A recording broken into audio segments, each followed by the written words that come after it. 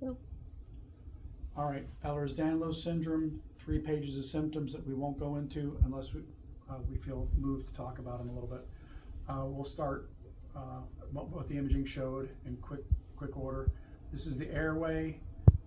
You can see now, obviously, breathing is dynamic. We pressurize the nasopharynx and trachea, and then it's low pressure. So this thing goes into where it just closes right up on you, and that's going to be happening while you sleep primarily. So you can only imagine what kind of symptoms are going to happen to somebody like that over time. All right, so here's the other thing we found. We found styloid on the left, styloid on the right, both of them real close, atlas pinched forward. So Ehlers-Danlos, since you were a kid, I mean, it started when you were like 5, 6 years old, and it didn't get diagnosed till you were in your teens? Or? I was early 20s, 21, 22, around there. Right, a long time before they did genetic testing to prove, and of course, being Ehlers-Danlos literate, you start looking at other things. So let's keep moving here.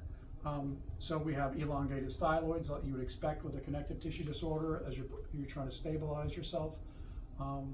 We see the jugular vein being compinged on both sides rather quickly. We see a lot of collaterals engaged here.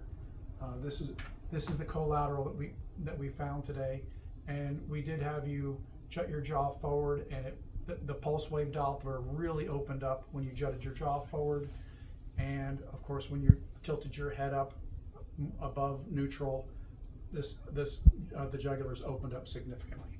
Today we did an atlas orthogonal adjustment on you to open up the cerebral spinal fluid flow, open up the vertebral arteries, attempting to open up these jugulars.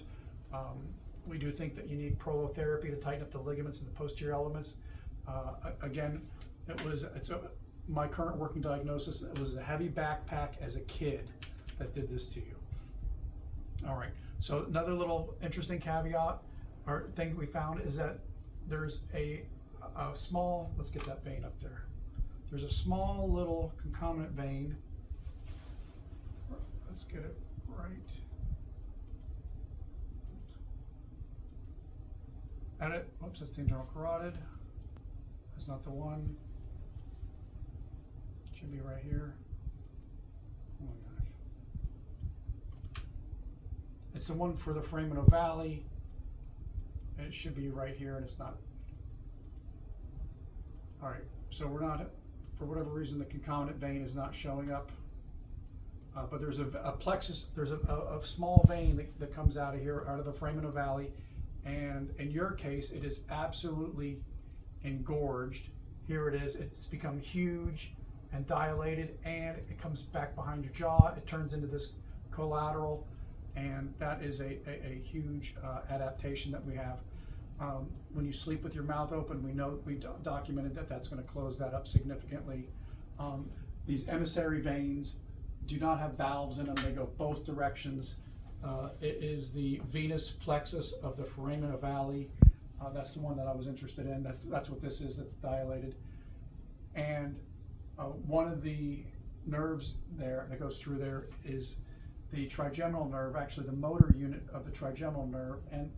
And one of the muscles that it supplies is the tensor tympani. The tensor tympani is the smallest muscle we have. And what does the tensor tympani do? Comes right out of here and runs the tensor tympani. And what does that do? The tensor tympani is a muscle that attaches to the tympanic membrane to keep it from its excursion to be blunted, or it's a shock. It functions as a shock absorber. So when I saw the structure compromised, when I talked to you, I asked you, do you have any sensitivity to sound, any hyperacusis? You said yes. I said, which ear? And it was the left ear. Now, I'm not saying this is the only mechanism for somebody to have to be sensitive to sound, but it is a beautiful mechanism that shows that when this gets all dilated, it puts pressure on the nerve that runs the tensor tympani, so it doesn't have anything to shock absorb and keep the excursion to be limited, and I think that's what's happening with you, among other things. All right, let's move right along. got that. We have head rotation to the left. Your atlas does rock up to the right a little too much. Although, as far as Ehlers-Danlos syndrome people go, you're not as bad as we've seen other people. You go up to the right, it goes too far to the left. So there is a little hypermobility in there. We did find that a couple different locations in the motor in there. Here's a good shot of the right jugular being entrapped. Another shot, left jugular being entrapped. This is the emissary vein that has become a collateral at this point. And that is not a jugular, that's an adaptation there. There's a great shot of the venous plexus of the foramen ovale, the way it normally looks. The motor root of the trigeminal nerve on the left side. Beautiful picture there. This shows how quickly the styloids are already entrapping the jugular on both sides. The emissary vein. This is the first rib that has been knocked down on both sides, but really the right side. So again, we pictured you being an Ehlers-Danlos syndrome kid with your first ribs being pulled down by the backpack, and it does irritate the stellate ganglion. The gastroparesis might be affected by this. Not to mention that your sympathetic nervous system is constantly being irritated and driven. They're treating these stellate ganglion blocks. They're doing stellate ganglion blocks for PTSD. People have an exaggerated response to stimulus, and of course the GI tracts get turned off with these. I got a shot of the azygous vein because you do have mouths, and I'm so glad that you were a patient advocate for yourself. You got yourself into Mayo way before anybody would have. They found the median arcuate ligament putting pressure on the celiac artery, and as far as that goes, you have superior mesenteric artery syndrome compromise also in there. So and of course the GI has been giving you since how? It's been 15 years of GI symptoms. 15 years of GI symptoms, and next week they'll remove the ligaments that are entrapping those arteries. Yes. Thank you. Thank God. I'm so glad for that. Okay. Yep, there's a shot of how it comes a little close to the skull there. There's another shot. Yeah, when you turn your head to the left or the right, the ribs do kind of move a little bit. So we want prolotherapy in there to tighten up that ligament. Again, having a stellate ganglion block would be a nice little experiment to see if it makes you feel better. Gives you, there's other shots of that. Couple of spots where PRP would be a good idea. This joint capsule is a little loose. That one's a little between C1, C2. I know you'd do well with that. On the right side between C1, C2, good spot for PRP.